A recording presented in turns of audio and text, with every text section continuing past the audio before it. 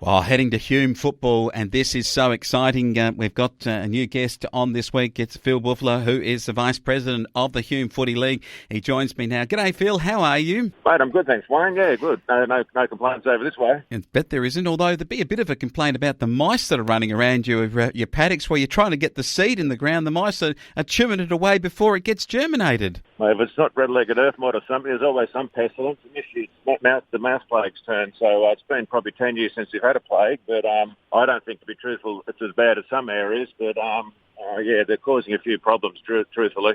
Yeah, they certainly are.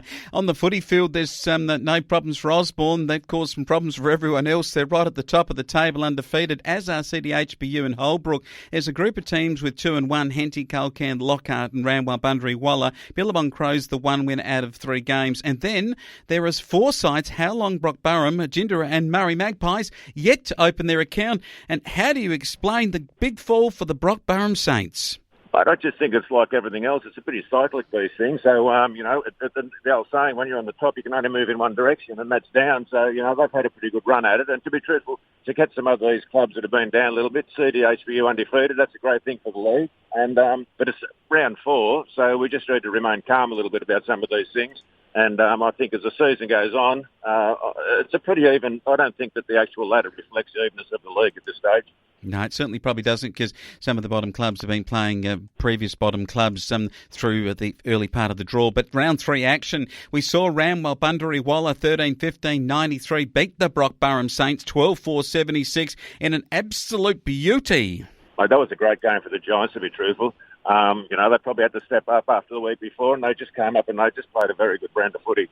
And I think it was a great win. Oh, certainly was. Hunt and Wardius got going, 4 from Hunt and Wardius 3, and Mac with 3 and Cupido 2. And how did they talk about Cupido's start with Brockburrum? He went all right. I think I heard he got injured. Yeah, I think he might have. Seta in the ruck was their best player, as he really is a dominant player. And Phil Bouffler, Dempsey and Learski, they turned it on for the winning round while Bundaree Wallace side. But CDHBU, well, they're 3 and zip, but they only beat the Murray Magpies by 5 goals, and it may just suggest that CDHBU may not be at the height that we perhaps think they are at the top of the table. Time will tell, but they won 10-14, 74 to 5-10-40. Mate, I saw CDHBU play the first week against Lockhart, and I was very impressed with them. They were very well coached. They were a very quick side, and I just saw, to be truthful, I left that game thinking Lockhart's going to struggle.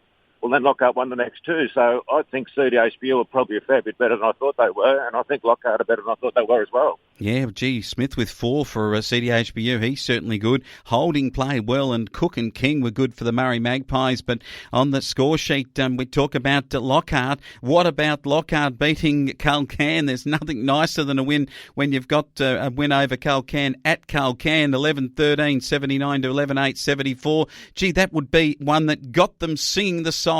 That was a great win, to be truthful. I was watching that on Twitter, just getting the scores update, and I thought, well, it wasn't a lot in it. I think there was 5 points at half-time. I reckon 3 goals is the biggest difference in that game all day. Lockhart, they got Jordan Harrington's playing very good football. He's been a great acquisition for them over many years, Jordan. He's playing really well. So I reckon in the last quarter they could have been 3 goals down, and they've come back and won by 5 points. I think Pryor got injured for Culcairn, and I think that was probably their downfall there. I'll tell you what, Chester with 5 and Wright with 3 for the Lions. It wasn't enough because the lad kicked 3, and O'Donnell with a couple, and the other Harrington boy played well too, along with Birkinshaw for the D's, who are looking really, really good with 2 and 1 at the moment. Looking good is Henty, 15-14, 104 to Jindera, 8-10, 58. Our other correspondents, Phil, have been telling us that Henty have gone local this year, and it's proving to be a very successful way. Mate, there's a few clubs that have gone down to local track. Obviously, getting juniors back, you're only track for 1 point. So with the points dropping down, or, with a fixed level now, attracting juniors back has been a good thing. And I think Shannon Turlick, who's a junior, has been playing pretty good football to get them going as well. Oh, he has kicked 5, and brother, I think, or cousin Sam kicked 4, Muller 3, Ellis, Hoare and S. Turlick, whichever one you want to be. If they don't give me their full name, I don't know which one gets the points, but Lawrence with 3 for Jindera. Gee, I reckon they could make it easier for us commentators. Mate, that's the problem with brothers. If they're the brothers, just give it to the oldest one, mate. That's the go. Yes, I think we've all suffered from that in our junior football. But Holbrook have suffered nothing, kicking 18-6 to how long? 12-4. You had a look at this game, and how good are Holbrook? Mate, Holbrook are pretty good. I went and saw that game last week, and how long played, to their credit, they stuck with them, and it was just probably the score doesn't reflect the game. Holbrook kicked away a little bit in the last quarter. They played very well. The young Holmes boy kicked 3 or 4 goals, and they're a good side, Holbrook. I think they're a very good side. But and conversely, how long are going to go all right too? They're going to go all right. Osborne are going all right. Gee, on this program last week, Jason Spud Webster actually picked the Billabong Crows. He picked against his beloved Osborne. I think he was foxing, or he was doing something out in that to Canola Paddock, because it was Osborne 17-18 to the Billabong Crows, 7 goals, 3. Osborne over the years have hated being the favourite. They talk themselves down at every opportunity, so it's good to see Spud still keeping that mantra going. They're a very good side, Osborne. They really are. They've recruited well. I'm not sure whether it was an advantage playing in the championship last year, but they probably gelled a little bit more than some of the other sides. To be truthful, the Billabong Crows played pretty well, like to keep up with them, and it was a lot into the three-quarter time, and once again, they just skipped away a bit at the end, Osborne. They showed a bit of class, and it's interesting to see how they'll progress. The Holbrook-Osborne game coming up will be a good game. Yeah, I tell you what, it will be. We'll have a look at that in a minute. The Galvin boys, Clancy's in absolute magnificent form. Driscoll, one of the greats of the Osborne area, must have been playing for the last 25 years, and he's still in their best players. And D. Galvin and G. Ward and E. O'Connell all booted 3 goals for the winning side. Austin with 2. Young Zach Satori, a good player, kicked a couple. And Bunton, Z. Kerr, J. Simpson and H. Dorr, some local names there for the boys from the Billabong Crows. We go to round 4 action, and my guest is Phil Bouffler, who is the Vice President of the Hume Football League, and he is going to be giving us his tips. Brock Burham take on the Billabong Crows in what many are calling one of the matches of the season at Brocklesby. Can the Saints get their first win? Geez, this is a hard... If you saw my AFL tips, you wouldn't be asking me about tips, but I just think I've got a sneaking suspicion the Crows could get up there. Big tip. They've got some good players. Alistair Austin is a very, very good player, and if he holds that back line together, it could go either way, but I'd lean slightly towards the Crows at this stage. Oh, gee, that's a massive tip from Phil Bouffler. I'm going to tip Brock Burham at home. Just that Brocklesby Oval, they'll love it back home. A big seat to first use to the ball. This is a rivals match if you've ever seen one, Phil. Culcairn take on Henty at Culcairn. This will be a big game. Culcairn will be smarting after last week, and I think it's knocked them around a bit, that loss. So, they'd have been disappointed. They would be, in that the Henty Swampies playing very well. Gee whiz, it's a good round. I'm going to tip Culcairn to bounce back. All right, and we've got CDHBU taking on Jindera, and a chance for the Power to be 4 and zip if they can beat Jindera. The Bulldogs down at Jindera, and I reckon they can. I reckon they will. I reckon it's Powers 4 zip. They're playing very good football.